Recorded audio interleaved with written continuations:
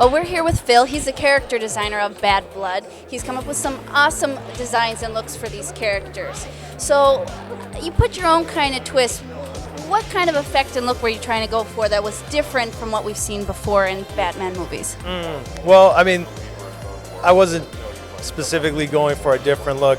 This is the third movie in, a series of Batman films, so the style has to be cohesive with the previous films.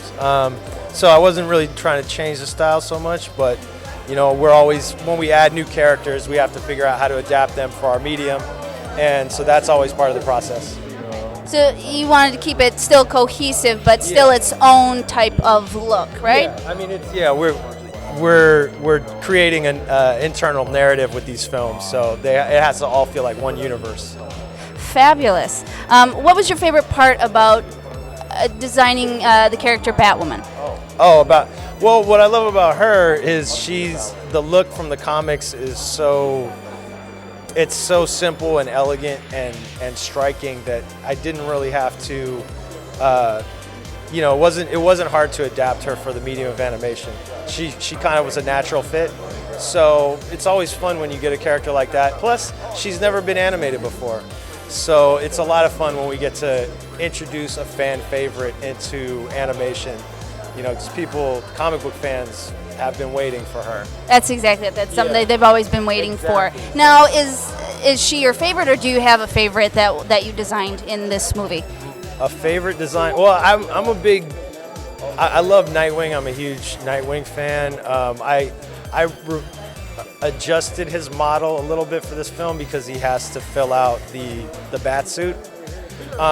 So he's put on a little bulk, and it was really fun to get him to design him wearing the blue and gray classic Batman suit.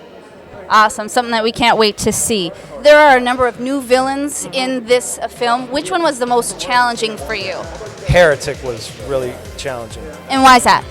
Because the look from the comic books it feels like it has his look and his powers and his name had a very nebulous relationship. Like it didn't seem to completely make narrative sense, we always try to be faithful to the source material when we can, but in some cases, if it doesn't work with the continuity or the narrative that we're trying to weave, we have to start from scratch. So he was a character where we almost had to start from scratch and come up with a unique look, and that's always tricky because you don't want to be too cavalier with doing that. You have to always approach it with the idea of being true to the themes of the character.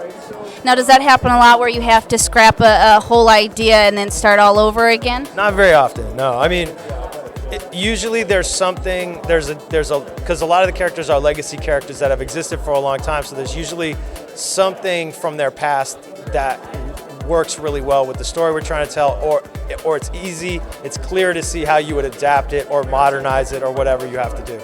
That's it for Batman Bad Blood. Thank you to all the creative artists, the designer, and all the great talent that we saw here today. And make sure, guys, to check us out again soon for another screening or maybe even an interview, and of course the unboxings here at Midtown Comics.